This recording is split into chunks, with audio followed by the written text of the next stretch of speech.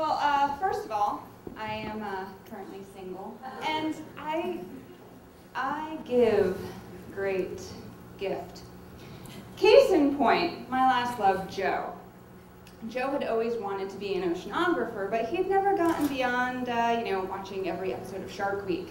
So when Joe's birthday came around, I decided to make his dream a reality. So I got him scuba diving lessons.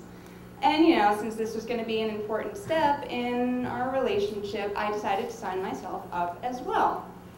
I was really excited just to be helping Joe see his dream come true, and Joe was so excited when he opened his birthday present, I swear, he almost smiled. So we passed the written test, no problem, and they moved us on to the pool. This is when I got a little bit nervous, and basically the problem was I actually never learned how to swim, and you have to do 4 laps in an Olympic-sized pool. So Joe, he passed right away, and then he rolled his eyes as I slowly and strenuously doggy paddled my way to passing. And then they move you on to the next stage, which is open water. So it was when we got to our hotel room in Florida that I first noticed the water. It was everywhere. And I kind of put it out of my head until now, because I was doing this for love, but I'm terrified of water. I mean, I took a shower this morning, I swear, and I really, I like a nice jacuzzi every now and then, but open water, the kind you can't see the end of, that is another story. You see, I grew up at the shore. For those of you not from New Jersey, that's the beach. And one of my earliest memories is of my mom telling me about this monster called the undertow. The undertow would grab your ankles and drag you under and sweep you out to Mexico. And I thought she was just teasing me, and then, I went in the water, I got sucked under, and the undertow tried to drag me out to Mexico. Next summer, same thing happened. So by the time I was 10, I realized you don't go in past your ankles if you want to live. So I told Joe the story of the undertow, and I figured, I should just let him know I didn't think it was such a good idea for me to go in past my ankles after all. I figured he would be sympathetic because I got him this awesome birthday present, but he was really more concerned that I was going to ruin his trip. And he wanted to make sure that didn't happen because, you need a buddy to dive with, and so he made his point, and I decided to go ahead with the dive so I wouldn't disappoint Joe. So dive morning comes, and everyone gets on a boat and heads out into the middle of the ocean, like there's nothing wrong with doing that. And, everyone seems to be okay with this, and then it occurs to me that I hadn't been on a boat in 20 years for a reason. I get seasick. Really easily. So, the instructor's like, focus on the horizon, find a spot that's not moving, and just stare at it, which is a great idea, except there's not really a spot that's not moving. The whole boat is swaying back and forth, even when we dropped anchor. So I geared up, I ran to the back of the boat. I wanted to be the first person in the water so that I could get in the water and stop moving.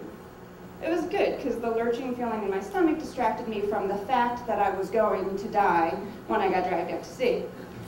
So when I got in the water, I realized a few things. First of all, you don't stop moving in the water. Secondly, you can no longer focus on the horizon because the waves are over your head, and you are in way over your ankles. There's no place to put your feet down. So I think I did the only practical, logical thing. I flipped out, and I started doggy paddling like a fiend to get back on that damn boat.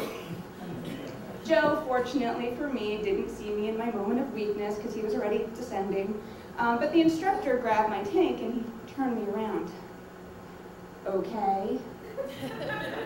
I thought about Joe, I thought why I was here, I thought about love, and I thought, pull this together. The instructor repeated, okay.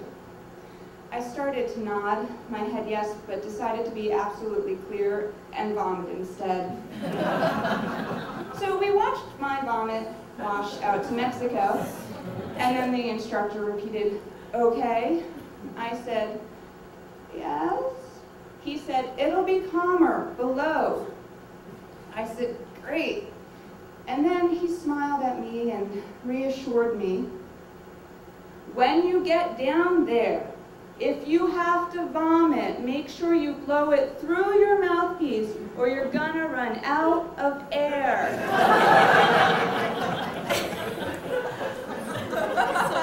And then he left me. So I decided at that point that the smart thing to do would be to rinse the vomit out of my mouth so I wouldn't feel like puking again. Which, you know, people who have been on boats might know this, but it's not really a good idea to do that if you've just jumped off the back of a boat. Yes, you've been on a boat. Yeah, oil kind of stays in the water right there, so the oil made me vomit again. And if you think watching your vomit wash out to Mexico twice in one day is cool, you have really got to try scuba diving with oil and vomit in your mouth. There is nothing quite like every breath you take being flavored by oily chunks. But you know, I did it. I got cat-eye certified. And yeah, it was a little traumatic, and yes, I was crying and vomiting the whole vacation, but I was in love. And you know, I know Joe really appreciated everything I did for him, even if he didn't say so. And so you can imagine a few months later when my birthday came around, I was really excited. I was anticipating what I was going to get. And I was thinking I went to film school, maybe a trip to LA. I speak a little bit French, so maybe a trip to Paris. And I didn't know what I was going to get, because this was our first birthday, and I was thinking it was going to be good because I know what you do for the person you love. So I want you to imagine the look on my face when I opened up my plane tickets and Joe said, and in Puerto Rico, we're going to get advanced scuba certified. So that brings me back around to, I am currently single, and I give a great gift.